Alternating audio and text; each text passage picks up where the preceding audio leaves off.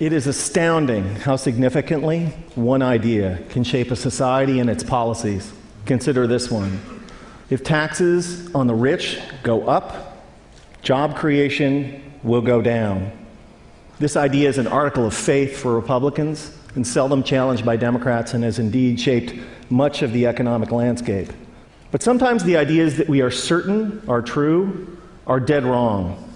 Consider that for thousands of years, humans believed that the Earth was the center of the universe. It's not, and an astronomer who still believed that it was would do some pretty terrible astronomy. Likewise, a policymaker who believes that the rich are job creators and therefore should not be taxed will do equally terrible policy.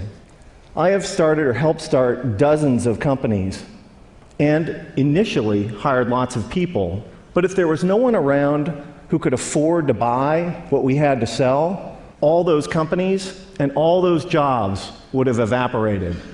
That's why I can say with confidence that rich people don't create jobs, nor do businesses large or small. Jobs are a consequence of a circle of life-like feedback loop between customers and businesses. And only consumers can set in motion this virtuous cycle of increasing demand and hiring. In this sense, an ordinary consumer is more of a job creator than a capitalist like me. That's why when business people take credit for creating jobs, it's a little bit like squirrels taking credit for creating evolution. It's actually the other way around. Anyone who's ever run a business knows that hiring more people is a course of last resort for capitalists. It's what we do if and only if rising consumer demand requires it. And in this sense, calling ourselves job creators isn't just inaccurate, it's disingenuous. That's why our existing policies are so upside down. When the biggest tax exemptions and the lowest tax rates benefit the richest, all in the name of job creation, all that happens is that the rich get richer. Since 1980, the share of income for the top 1% of Americans has more than tripled, while our effective tax rates have gone down by 50%.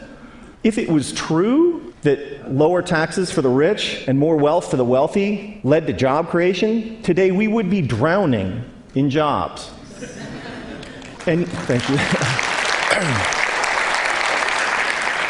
And yet, unemployment and underemployment is at record highs.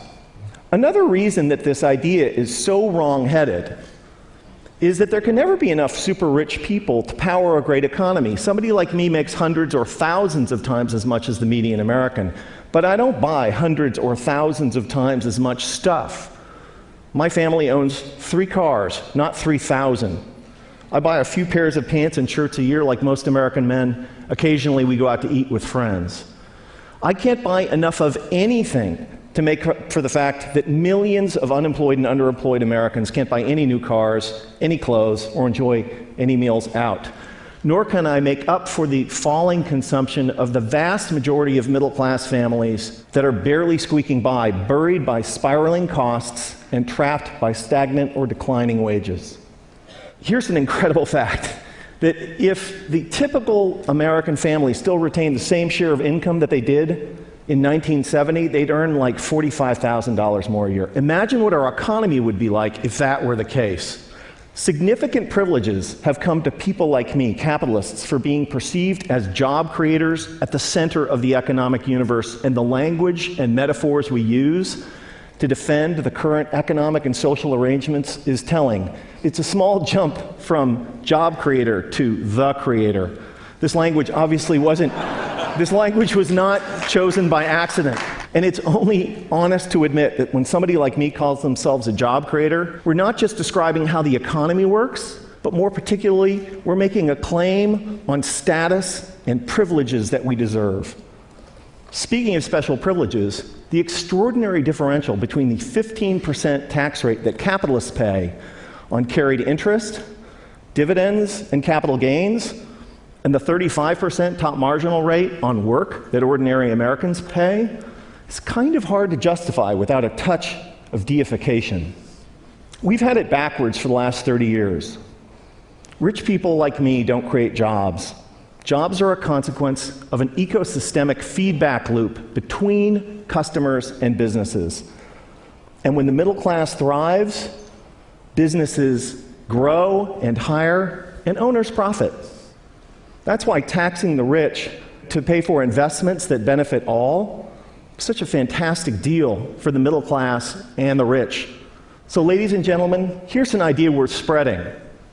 In a capitalist economy, the true job creators are middle-class consumers. And taxing the rich to make investments that make the middle class grow and thrive is the single shrewdest thing we can do for the middle class, for the poor, and for the rich. Thank you.